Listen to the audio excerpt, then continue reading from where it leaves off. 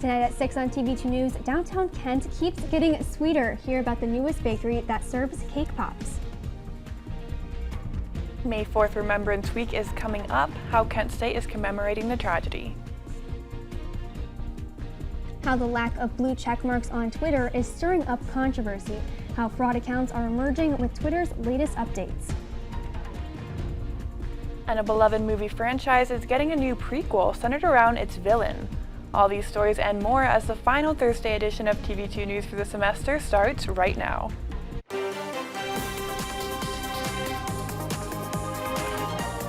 This is TV2 News.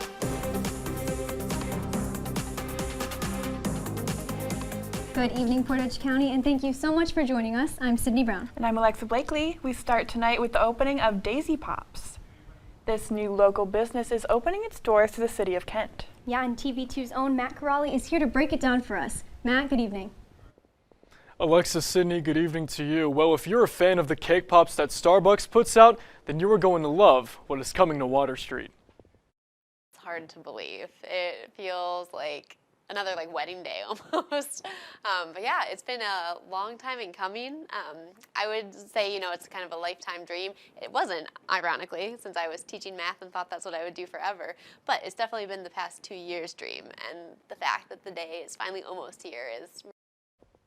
A ribbon cutting will take place at 11 o'clock tomorrow morning and will have a ton of activities for the public to enjoy, such as a photo booth and a backdrop for more photo ops. Of course, they have activities for the little ones as well, such as decorating their own cake pop, sidewalk chalk, and some of my favorite games, guess the number of sprinkles and pin the cherry on the cake. Many giveaways will also take place, including the opportunity to win free cake pops for a year. I mean, Kent is my community. It's where I have grown up, where, we've decided to live, send our roots deep. I live, 2 houses away from my parents. So it's just a town that I love so much. But yeah, the Kent community is the best, and I'm so excited to be finally downtown and be part of it and be able to invite people in to be part of the pop culture in Kent. The Pop Shop will be open tomorrow and Saturday from 11 o'clock in the morning until 7 at night. From the Franklin Hall studio, I'm Matt Corrali, TV2 News.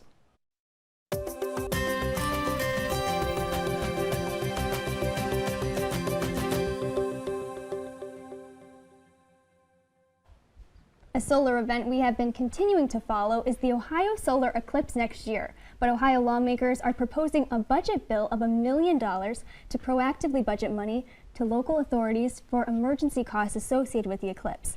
The bill is expected to win approval this week. The total solar eclipse in Ohio is the first here in hundreds of years. It will cross from the state from southwest to northeast, passing over a 124-mile-wide band that includes Dayton, Mansfield, Akron, and Cleveland. The event will last for approximately 3 minutes and 40 seconds. That's going to be really cool to see, but I am very excited that the sun came out today in general. Me too. It's been so nice out today. I've been so excited. Absolutely. I was very happy that I didn't have to pull out the winter coat like I did earlier this week. But our weather anchor, Michael Neenan, is outside right now to tell us more about the weather. Yes, that's right, guys. I'm out here live in front campus, here in the great outdoors. Happy to report that the weather is pretty nice right now. Because currently in Kent, it is 62 degrees with very little wind chill. Feels like 62 as well. Currently there's a dew point of 25 degrees with winds traveling east at 6 miles an hour with humidity of 25%. And I'm happy to announce that there is a visibility of 10 miles. Now, as we take a look at the weather for tonight and tomorrow, tonight it will get to 49 degrees with winds traveling 9 miles per hour going east. With some cloudy skies, there will be some rain in the morning, and the sun is set at around 8:17 p.m. Now, as we take a look at the next 12 hours, roughly, at around 8 p.m., it will be pretty cloudy until midnight at 58 degrees, then 50 degrees, but I'm sad to announce it will be raining in the morning at around 54 degrees. And spoiler alert, it will rain a lot more later on. Well, that's all I have for now. Be sure to stay tuned as we check out the 7-day forecast and maybe see what the weather's like around Ohio. Back to you guys at the desk. Flash's activity board is hosting one more trivia night of the semester. Tonight at Tahini at the Rothskeller will be Broadway-themed trivia. There will be 3 rounds with 3 prizes, including a framed poster of iconic Broadway costumes, record coasters, and mugs, and 2 Broadway games. But anyone who comes tonight from 7 to 9 will get a sticker at the door. And on Saturday, May 6th, downtown Kent will be transforming into a miniature golf course. During the event called Putt Around Downtown, participating downtown businesses will each create a custom miniature golf hole. Golfers will check in at Bar Lucci and can play the course around downtown from noon until 5 p.m. until returning to Bar Lucci for raffle prizes and celebratory beverages. Tickets can be purchased online from Main Street, Kent. In Ravenna this weekend, a community-wide yard sale. Starting tomorrow from 9 a.m., all are welcome to participate and attend the large-scale yard sale, including visiting local businesses. The City of Ravenna sponsored event will run from 9 a.m. to 5 p.m. on Friday through Sunday the 30th, and all regularly mandated garage and yard sale permits and fees will be waived. For any questions, you can call Ravenna City Hall at 330-296-6326. And over in Stowe, Arbor Day is being celebrated with a drive-through tree festival. Mayor Prybonic and the Stowe Urban Forestry Commission will be passing out free tote bags full of goodies, as well as a 4 to 5 foot tall seedling to each car. The tree festival runs from 6 to 8 p.m. tomorrow at Stowe City Hall and requires participants to register online for a time slot. The May 4th commemoration at Kent State is a week away. Hear from the May 4th Task Force about what is on this year's events. And a potential new feature for TikTok is facing some concerns. How the company is planning to release this new technology. Tomorrow's news leaders. Today's top stories. From an award-winning student newsroom. This is TV2 News, truly Portage County. Welcome back. May 4th Remembrance is a week away. TV2 spoke with Kent State professor and May 4th survivor Dr. Chikkinfora about her feelings on the tragic event. I would think that anybody who survives a shooting, whether it's on a college campus, in a school classroom, in a department store, in a parking lot, opening the wrong door of a car, it changes you for life. For some people, they find ways to just cope with their anger and their grief in ways that are more isolated than some of us who turn it into a life of activism. Events will be taking place across Kent State campus to commemorate the tragedy on May 4th, including film and audio screenings that tell the story of what happened that day. Community members and students are invited to gather at the Kent State Commons from noon to 2 p.m. to remember the moment when the gunfire erupted. Kent State also spoke with Professor Stephanie Smith about how the events of May 4th impact our society now. Everything that happened in the prelude to May 4th, on May 4th, and in the aftermath and the activism that followed influences Kent State today, but influences almost every college campus today because, of course, after May 4th, May 4th triggered the largest student strike in the history of the United States. So there was no way that American collegiate life wasn't fundamentally affected. Other events will be taking place next week leading up to May 4th. Keep up with Kent Wired on social media for more updates.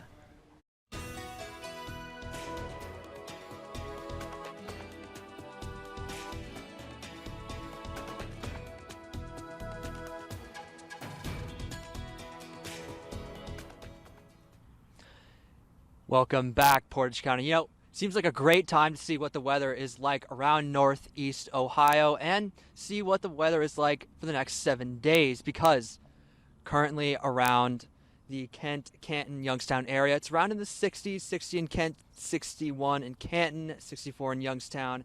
It is 60 in Worcester and Mansfield as well, but on the lake it is in the 50s with Ashtabula being 56, Cleveland 52, and hey, Sandusky is currently 50, so, you know, maybe that's not quite cold enough that you wouldn't go to Cedar Point.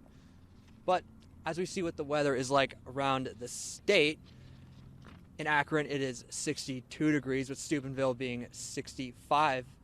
Lima at the moment is 62, Columbus 63, Dayton 66, and As you go a little south down to Cincinnati, it is 69, with Athens even being 71. They're living it up down there at OU. Now, let's take a look at the 7-day forecast. Tomorrow, Friday, as I mentioned, it will be raining. It will be about 56 degrees during the day with a low of around 49, and it will be raining for the next 5 days. It will not be sunny all day until around Thursday, a week from today. But on Saturday, we'll see temperatures of 61 degrees with a low of 47, and into Sunday, it will be 57, even with a low of 38, and then 48 with a low of 37 on Monday. Tuesday, we will see temperatures of around 45 degrees, going as low as 37. And Wednesday will still be raining. It'll be 50 degrees with a low of 36. But fear not, because on Thursday, it'll be a high of 56 and 39 degrees. We will see a lot of clouds just like today. But that's all the time I have for now. I've been Michael Neenan, and let's send it back to the desk. Be safe, Portage County.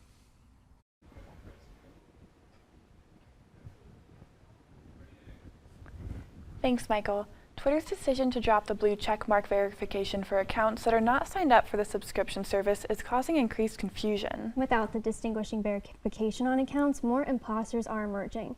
Reporter Andrew Banstra has the details from Wisconsin about a fake account pretending to be the city of Madison.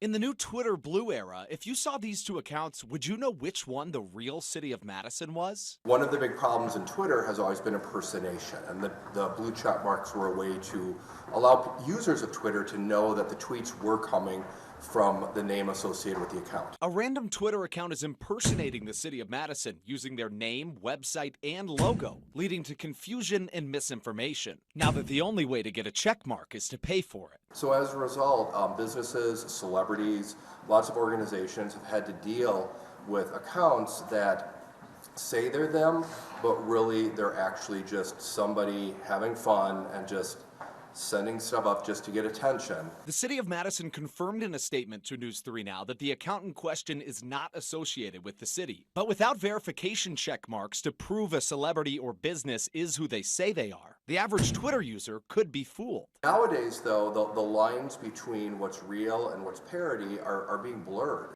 Steve says that's why fact-checking is more important than ever. A great example of this happened on Monday morning when Tucker Carlson and Don Lemon's departures took over Twitter. I read both of those stories on Twitter, and then I immediately went to other multiple sources before I believed it. While many accounts like this one can be identified as satirical, it still leads to misinformation and creates mistrust on how we consume media. And that's why I say that you should not believe anything on Twitter, because it could be parody, it could be satire, it could be fake news, it could be real news, and there's no way to tell the difference. Spotify reached its highest stats yet. The streaming platform now has more than 500 million monthly active users for the first time ever. Spotify now has 515 million active users as of March 31st. In comparison, Apple users expect to reach 110 million by 2025. The company's CEO, Daniel Ek, shared that this is the audio streaming service's strongest quarter since it first went public in 2018. And TikTok may start offering new options for profile pictures created by AI. TikTok said that it's still in the early stages of testing the new option, which would generate a stylized profile picture based on an uploaded image of the user. There's currently no confirmed timeline for the new feature, but concerns have already been arising about AI's ability to inaccurately depict images of people. Fans of Wendy's chili are in luck because a new canned version of the iconic fast food item is coming soon to stores. Wendy's chili has been around since 1969, starting out as a creative way to use leftover hamburger meat. The recipe has stayed consistent with beef, peppers, and beans and tomato-based sauce since its addition to the menu, and that same recipe will be coming to grocery stores by summer, estimated at around $5 a can. But customers are not picking up cases of Bud Light. Bud Light sales are declining since the company posted on Instagram this month featuring a transgender influencer, Dylan Mulvaney. According to the Beer Business Daily, the company is telling wholesalers the posts weren't part of a formal campaign. It's possible the right-wing backlash is hurting sales. However, distributors are sticking by the brand despite it being down 17%.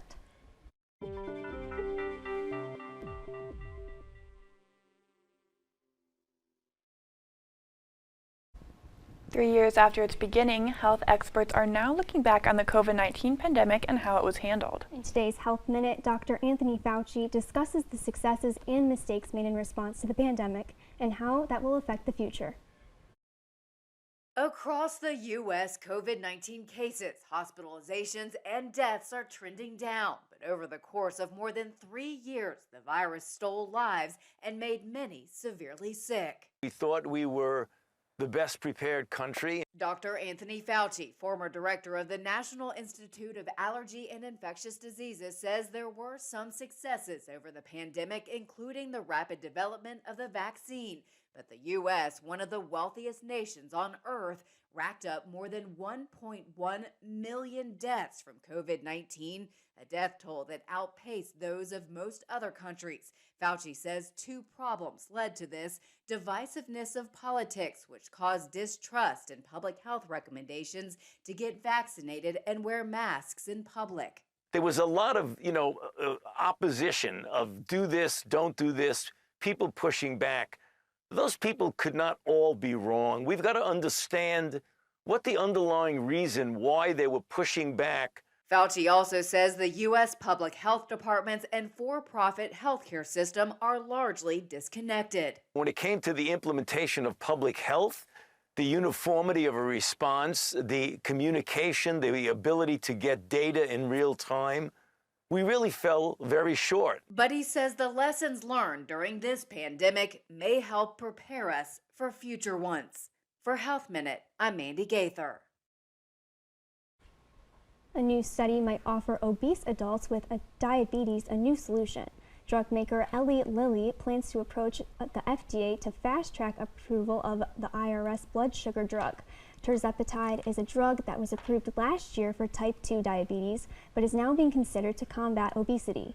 Those who took the highest dose of the tirzepatide for a year and a half have not only controlled blood sugar, but also lost weight. We've seen a couple things. First, we've seen up to 16 or almost 16% weight reduction in a type 2 diabetes population that typically has a much harder time losing weight compared to people without type 2 diabetes. And then the side effect profile is actually very reassuring because it's very similar to what we saw in our type 2 studies for Mounjaro.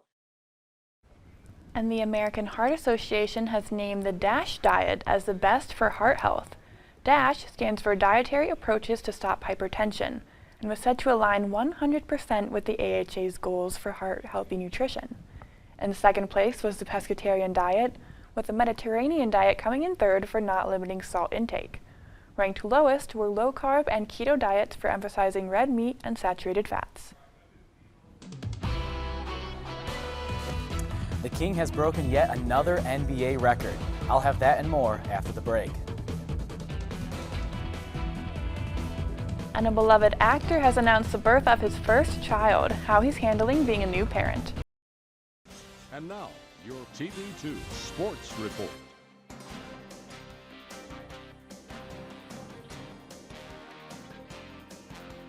In Portage County, I am Blake Goloja with your TV2 Sports Report. Let's jump right in. After closing out the series in Cleveland last night, Knicks fans took to the streets to celebrate their first series victory in 10 years. The celebration looked as if they won the championship, but you can't blame the fan base that has only seen playoff action twice in the last 23 years. The Knicks will have home court advantage next round as they are set to face off against Jimmy Butler and the red-hot Miami Heat. And in Game 4 of the first round against the Memphis Grizzlies, LeBron James keeps beating Father Time by dropping 20 points and 20 rebounds in the thrilling 117-111 overtime victory. James now holds the record for the oldest player in NBA history to record that stat line. The Lakers lead Memphis 3-2 with Game 6 scheduled for tomorrow at 10:30 p.m. You can catch the action on ESPN. Earlier this week, the New York Jets finalized their trade for longtime Green Bay quarterback Aaron Rodgers. The Jets will be sending Green Bay the 2023 13th, 42nd, and 6th round picks. They will also receive a conditional 2024 second rounder, which becomes a first round if Rodgers plays 65% of New York snaps. In return, New York received Rodgers, the 2023 15th pick, and a 5th rounder. And that is all for sports right now, but stick around and later in the show I'll have recaps of Kent State athletics and highlights of phenomenal games that went down yesterday. A mysterious tweet reveals secrets about the upcoming Hunger Games prequel. How to decode the news for yourself. Welcome back. Exciting news for Hunger Games fans came last night in the form of a mysterious tweet. The official Hunger Games account posted a phone number, and when texted, it teases that the trailer for the upcoming prequel movie will be released soon. The upcoming prequel, titled Ballad of Songbirds and Snakes, follows the story of the original trilogy's villain, President Snow, when he was a teenager. The movie is expected to release in November this year. But more news out of Hollywood. Daniel Radcliffe and partner Aaron Drake have had their first child. A source close to the Harry Potter star confirmed the news Wednesday after the Daily Mail published photographs of the couple pushing a stroller in New York earlier this week. The baby's sex and date of birth haven't been disclosed, but Radcliffe and Drake have been dating for almost a decade. I love Daniel Radcliffe, but I'm more excited about the new Hunger Games. Me too. I'm so excited, and I'm so excited about this news. It's awesome. Did you text this number? I did. So I texted it as soon as I found out about it, and it actually gives you part of the trailer. It sends it really to you. cool. It gives you a profile icon for itself, and it tells you that the full trailer is coming tomorrow. So do you think tonight or like? I don't know. Okay. It would be kind of cool if it was tonight, I think. Text me. I once will. that I'll let you happens, know. Okay. That is all the time we have for you right now. Thank you so much for joining us tonight at 6. But don't go anywhere. We'll have more updates at 6:30. I'm Alexa Blakely. And I'm Sydney Brown.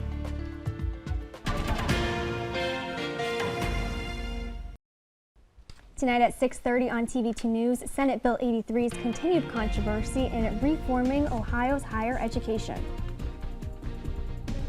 Cake pops are coming to Kent. All the details on this newest downtown business. The death of a woman in Louisiana who played a role in the start of the civil rights movement, how she was involved in the death of Emmett Till in 1955. And a new proposed amendment is struggling to advance in the Senate. All these stories and more as TV2 News starts right now.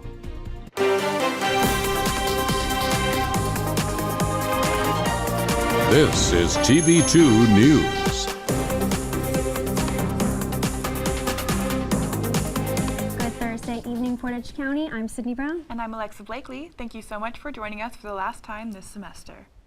We now go to a story out of Columbus. During a testimony at a House meeting, a pastor said the opposing of the House Bill 68 are demons. Let's go back to Matt Corrali, who's in our newsroom to give us more information. Hi, Matt. Hi guys, that's right. House Bill 68 would restrict medical treatments that transgender minors can access in Ohio, and Stuart Long of Columbus took the mic and said a statement that brought up questions. The only thing that makes sense for what's going on in this country is that demons are influencing people, allowing their bodies to be possessed to run satanic agendas that are out here running. So if nobody's going to say it, I sure will. Made Beth Liston, a Democratic representative of Dublin, say that, quote, any opposition to this bill is not from possession by demons, end quote. Republican Representative Gary Click of Vickery told the USA Today Network Ohio Bureau that, quote, he did not agree with him. That was just an ignorant statement, he said. I can't emphasize enough how much I don't support these statements, end quote. Did you just call our Hindu, Muslim, and Jewish members demons? I heard you say if they did not have Jesus Christ in their heart. If you don't have the Holy Spirit inside you, there's a phrase you can't say, Jesus Christ is come in the flesh. And if you are open to those other gods based on that faith, you're allowing other gods, non-Yod-Heh-Vav-Heh gods, to possess your physical form. And that's not the only bill that is making its way through the State House. House Bill 6, also called the Save Women's Sports Act, would ban transgender girls and women from participating in women's sports through college. Supporters say that it's about fairness, but opponents argue that would take their rights away. For more updates, make sure to stick with TV2 News. From the Franklin Hall Newsroom, Matt Corrali, TV2 News.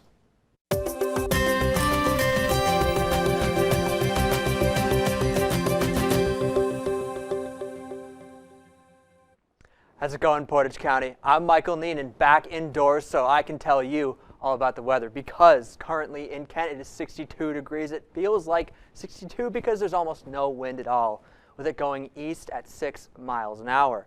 The dew point is at 25 degrees, with the humidity also of about 25%, and the visibility is at a long 10 miles. Now, for tonight and tomorrow, the weather is going to be around 49 degrees on average. It'll be cloudy skies, and we will see some rain in the morning. The wind, it does get a little windier at 9 miles per hour going east, and the sun will be setting at 8:17 p.m.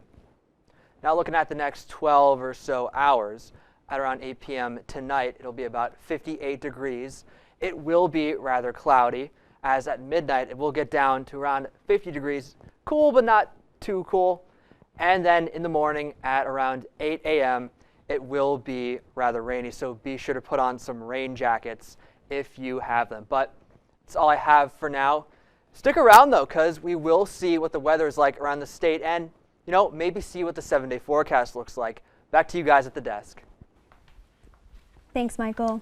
Downtown Kent is now even sweeter. Daisy Pops Bakery offers homemade recipe cake pops, and customers can stop by the grand opening tomorrow. Yes, I mean, Kent is my community. It's where I have grown up, where, we've decided to live, send our roots deep. I live, 2 houses away from my parents.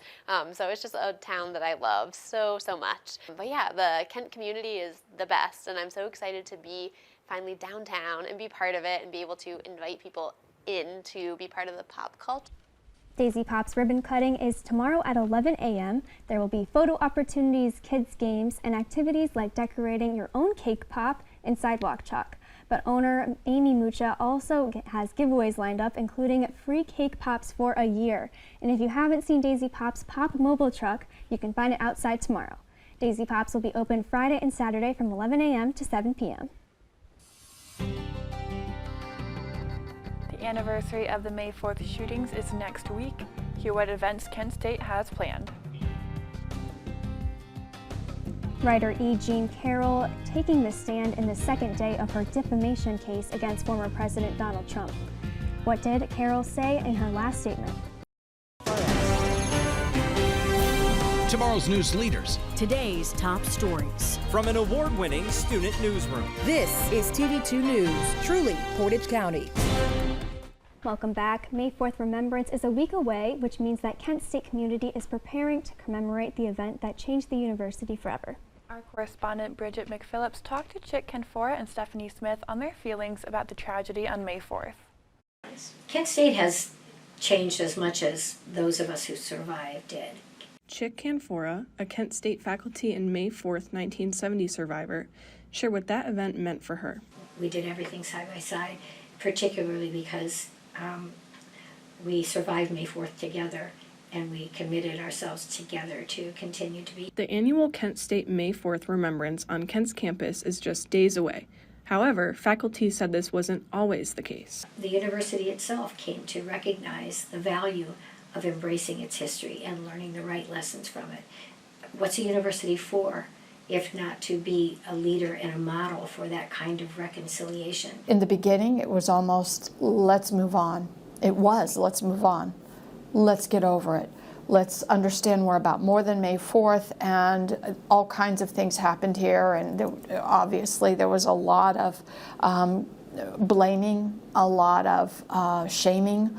All of those things were part of the aftermath of May 4th. Canfora and Smith agree that surviving something like May 4th leaves a lasting impact on those who experience a shooting. I would think that anybody who survives a shooting, whether it's on a college campus, in a school classroom, in a department store, in a parking lot, opening the wrong door of a car, it changes you for life. It defined their life, their humanity, their activism, their sense of purpose. As a survivor, Canfora is not afraid to speak out as a gun control advocate. It's exhilarating for me to talk with students who are very much like I was when I was just becoming aware of the world around me. I think it should bother everyone that the students in my college classes now don't know anything but that reality. And Smith agrees that May 4th was a big step forward for advocacy and First Amendment rights. It also was an inheritance to all of us to understand and to use our freedom of speech, our freedom of assembly, and most especially the very hard-won right to vote at age 18. Even with the efforts in the past to forget May 4th, the Kent State community embraces its history now. Everything that happened in the prelude to May 4th, on May 4th, and in the aftermath and the activism that followed influences Kent State today, but influences almost every college campus today. On May 4th, 1970, at horrific cost much too high to bear, Kent State students did begin to change the world. For My Voice, Our Stories, I'm Bridgett McPhillips. On the national level, an appeals court unanimously rejected Donald Trump's request to the federal grand jury. Former President Trump had attempted to prevent Mike Pence from testifying to a grand jury about their conversations. Pence will most likely be called before the grand jury as they examine former President Trump and others' actions after the 2020 election.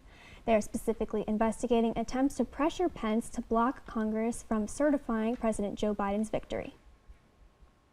In New York, a courtroom last night, a grave allegations against Donald Trump was said aloud and under oath. E. Jean Carroll took the stand in her civil lawsuit against the former president and accused him of rape. CNN's Paula Reed reports.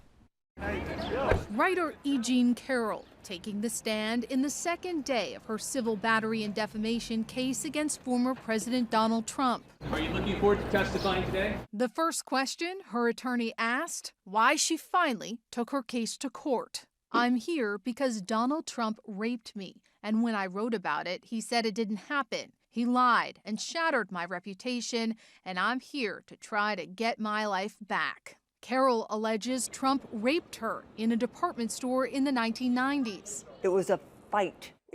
I want women to know that I did not stand there. I did not freeze. I was not paralyzed. It was over very quickly. It was against my will, 100%, and I ran away. She spent hours Wednesday testifying on the alleged assault, which Trump denies. She told the jury she didn't picture anything about what was about to happen when the pair were shopping in the New York Bergdorf Goodman. Through tears, she said the open dressing room door they entered plagued me for years because I just walked into it, walked in. She told the jury Trump shoved her against the wall, and then the assault began. I always think of why I walked in there to get myself in that situation, but I'm proud to say I did get out. I got my knee up and pushed him back. She's now suing Trump for unspecified monetary damages and to get him to retract this October 2022 social media post, reading in part, I don't know this woman. This woman is not my type. But in 2019, Trump acknowledged this photo from the 1980s, showing the two chatting. I have absolutely no idea who she is. There's some picture where we're shaking hands. It looks like at some kind of event. Trump, who isn't expected to appear at the trial unless called to testify, posted Wednesday calling the case a, quote, made-up scam. The judge in this case reacting strongly to Trump's public statement, telling his lawyer that it opens up the client to a, quote, potential liability. The Equal Rights Amendment has failed to advance in the Senate. The proposed amendment to the Constitution has already been ratified in 38 states, meeting the 3/4 required to be approved. But since some of them adopted it after the deadline had passed, the validity of this is being questioned. The resolution to solve this by removing the deadline for ratification failed in the Senate today at 51 to 47.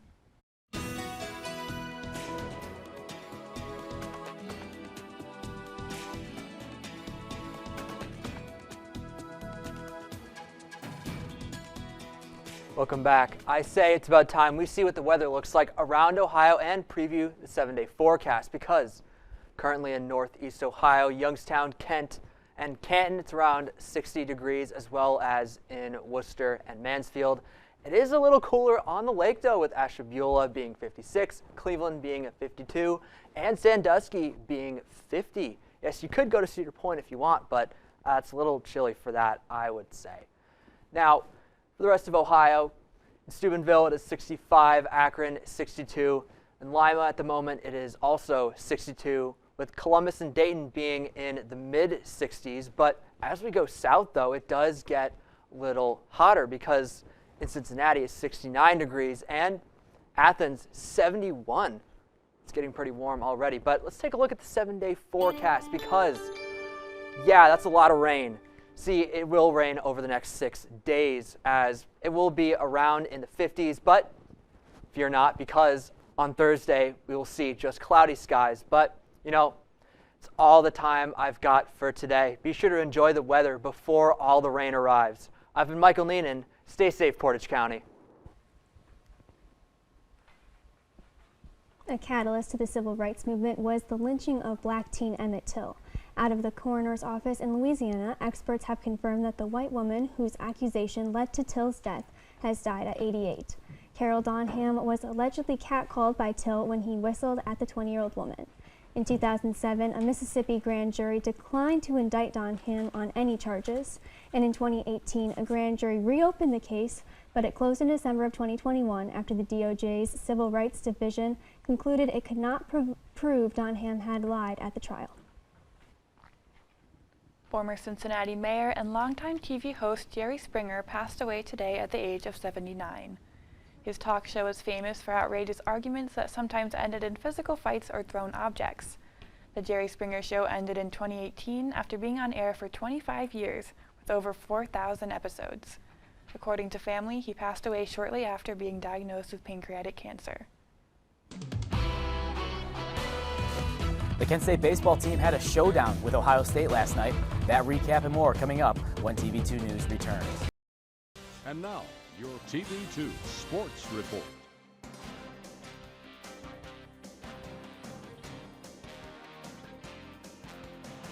Welcome back, Portage County. Once again, I am Blake Goloja with your TV2 Sports Report.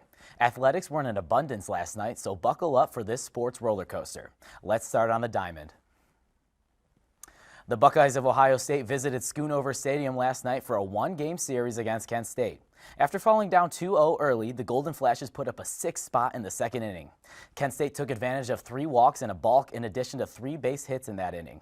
It was a joint effort on the pitching side as 6 Flashes relievers made the lead hold up. Kent ended up winning 10-5, improving their overall record to an impressive 28-12. The Flashes open up a home weekend series on Friday against the Ohio Bobcats. First pitch is slated for 1 p.m. And Kent State softball won the series on Saturday versus Buffalo after splitting the afternoon doubleheader. In Game 1, we were deadlocked at 3 at the end of regulation, but in the bottom of the 8th, sophomore Delaney Robeson hit a walk-off bomb with a moonshot to left field. That was her second home run of the game and first walk-off at Divine Diamond since opening.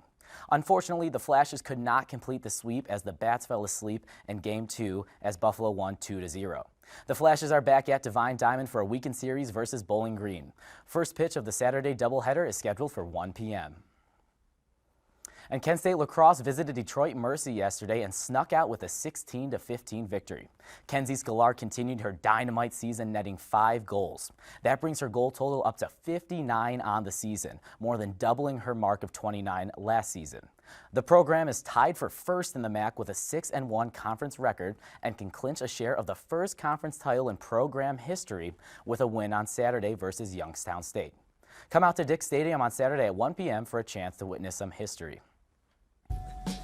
And the Cardians took on the Rockies, and Josh Naylor's going to get it started early with some fireworks. A 2-run shot to right field, and that sent it home 2-0 Guardians early. Tanner Bybee making his Guardians debut, swinging, not touched. Another one, swinging, and this time he's just going to look at it. Beautiful pitch, strike 3, goodbye. Tyler Bybee, 5 2/3 inning, 8 Ks, only 1 earned run. He needs some insurance. Oscar Gonzalez, the SpongeBob man, is here to call, and he gets it. A double off the wall, bringing Jimenez in to score, and a nice slide at second base to avoid that tag. He was safe there. Rockies didn't like it, but he was. Now, Clase just needs one more out, and he delivers. Popping it up, Will Brennan catching it there. 4-1, Guardians win it. They improved to 12-13 on the season.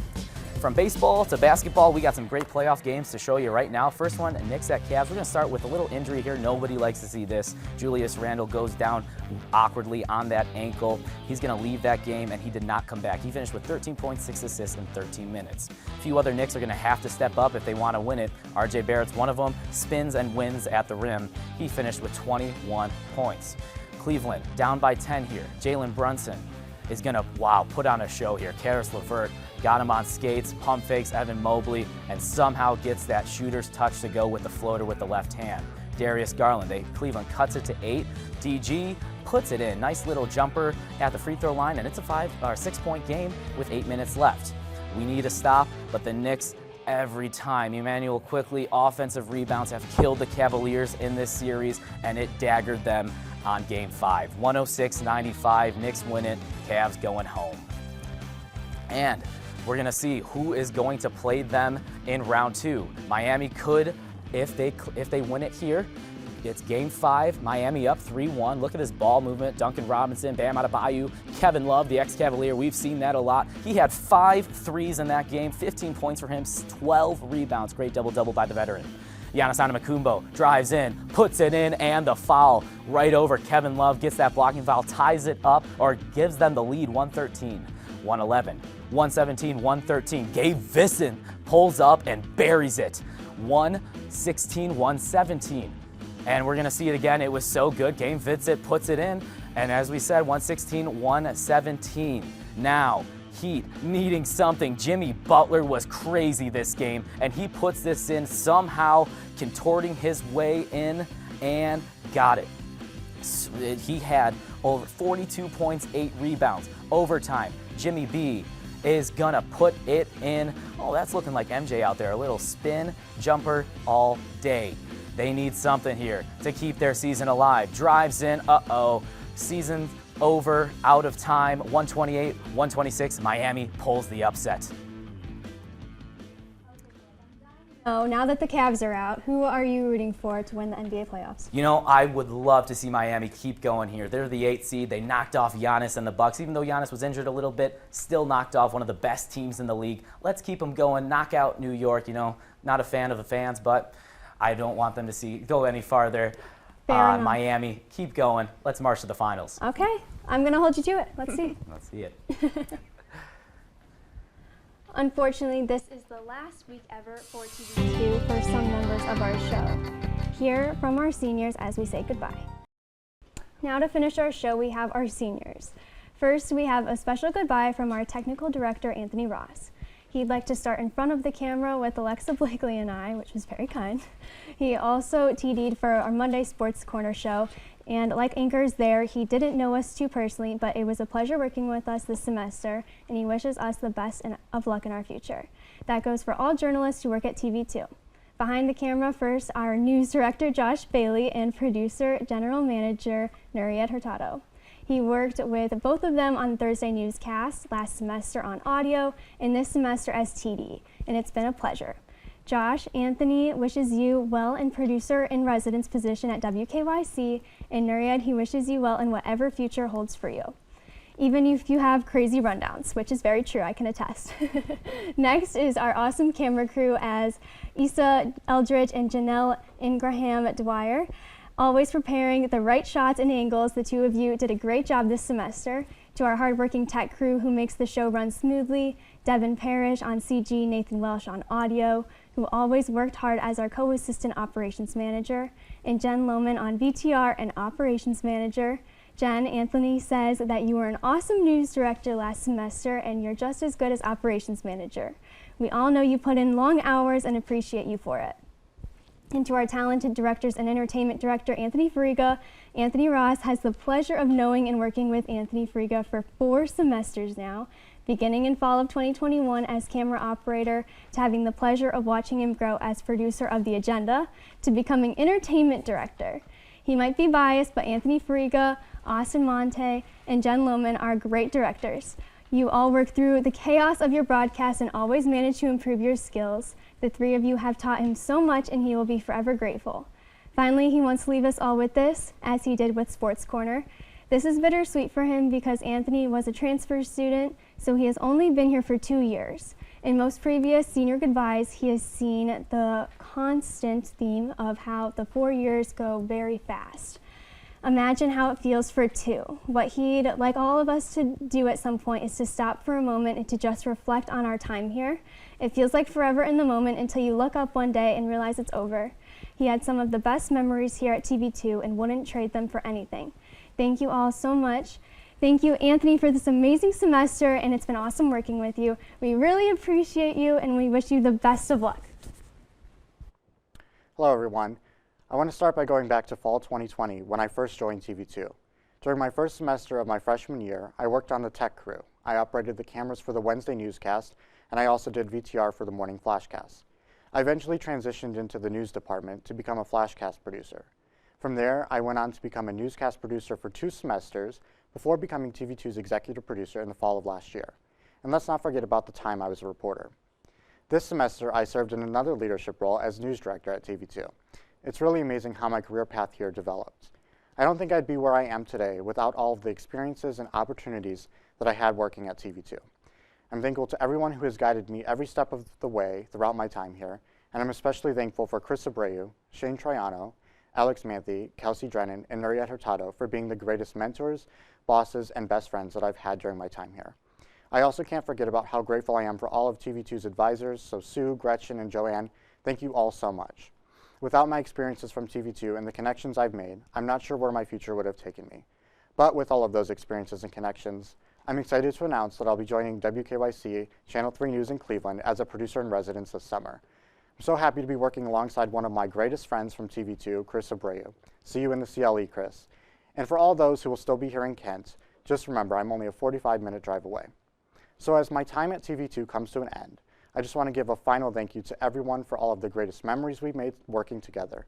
I will always remember the countless hours I spent in the newsroom with all of you goofballs. And Kennedy Gotham, if you're watching this, I wish you the best of luck as news director next semester. You got some tough shoes to fill, but I'm sure you'll throw it right out of the ballpark. And to Nuriette, I wish you the best of luck serving as general manager for a second term. I know it was hard when I lost the race against you, but you deserved it more than I did.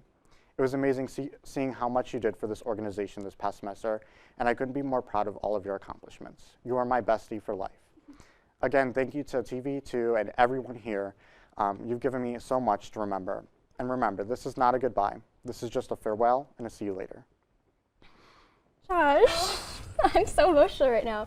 We love you. Don't be. We love you so much. Well, I love you guys too.